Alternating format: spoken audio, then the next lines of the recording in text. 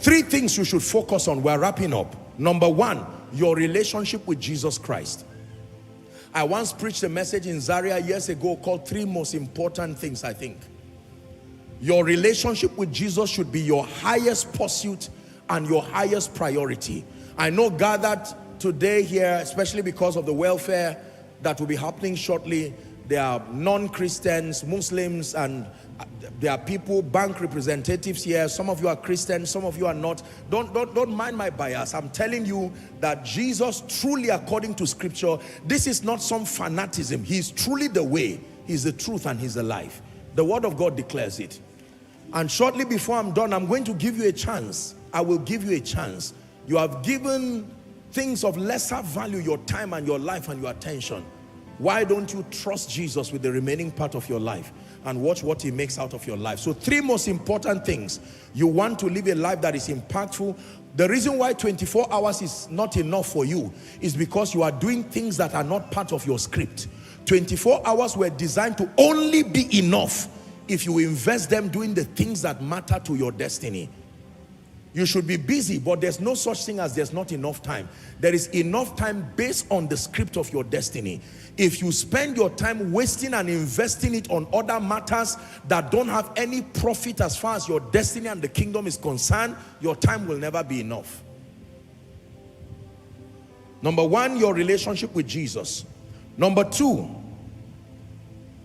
your earthly relationships, family, strategic destiny relationships.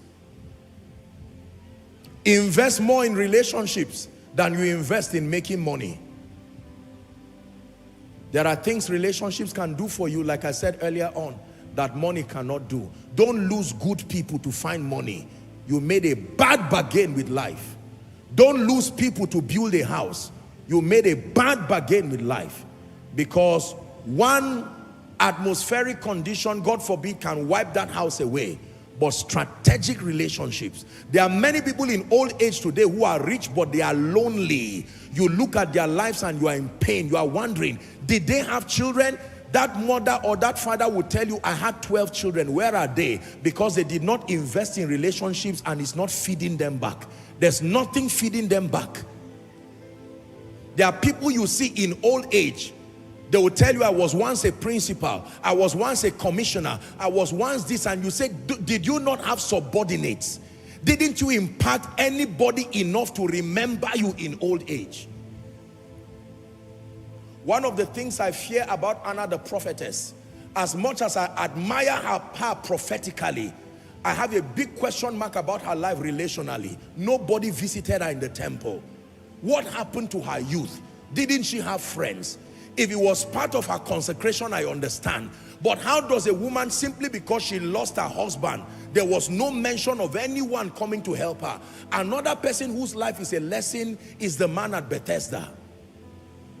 He was not the only leper in the Bible. There was a leper in Acts chapter 3, but that one understood relational principles, and there were men who carried him. How come this one did not have one man for 38 years? That's a message for someone. You are throwing away valuable relationships in your life because you are looking for money. There are some, you betray anybody because of money. You can take your friends to prison because of 1,000 naira. And even when they are begging, you must, no. A tenant who is crying, I'm not saying people should be bad. A tenant who is crying and telling you, please give me some time. No, all I want to hear is money. One day in old age, you'll find out that the only person available to help you was the person you look down on. There are battles children are fighting today they have no business fighting. That battle was created by the carelessness of their parents. Become like Gideon, who will blow the shofar and 33,000 people will show up. I don't want my name to become a padlock. I told you that in your lifetime, your name can become a key that opens doors or a padlock that closes doors. For someone whose name is already a padlock, I pray for mercy for you right now. There are people who have had to change their surnames, change their names. Are we together? Others have had to deny identifying with certain people for the sake of their destinies. It's not only God's name that is great. He told Abraham, I will make your name great. A man's name can be great. That on account of your knowing that man, they say, oh, you know so and so, you mean it. Let this gate open for you. Invest in relationships. Invest in relationships. Invest in relationships. Some of you are angry with yourself, angry with family members, angry with friends, angry with everyone. You live in a world all by yourself. That world does not exist. Sooner or later you are going to need people. And if I told you that one way the devil destroys people, when he wants to strike you, he will create through offense so that you push away all the people who can help you when you are in trouble. When you are alone, he now strikes you. When he strikes you, there will be nobody there to help you. Use this season, for someone I'm speaking to you, use this season as a season to realign strategic relationships. Realign strategic relationships. And then number 3, your assignment. These are the three things to invest your time and your energy in. Your relationship with Jesus, your earthly relationships, beginning from family, extending to your children. Let me digress for a minute as I wrap up to say this. Parents, please hear me. Let me give you a counsel in righteousness. Invest in the life of your children early, not money. Invest time, invest attention. Don't get into the life of an adult who you have no stake in making him become and suddenly claim a stake. There are many people making that mistake. It won't work that way. Are we together now? By the mercy of God, and I say this not to brag, I have the honor of being involved in the life of many, many people. Many, many people.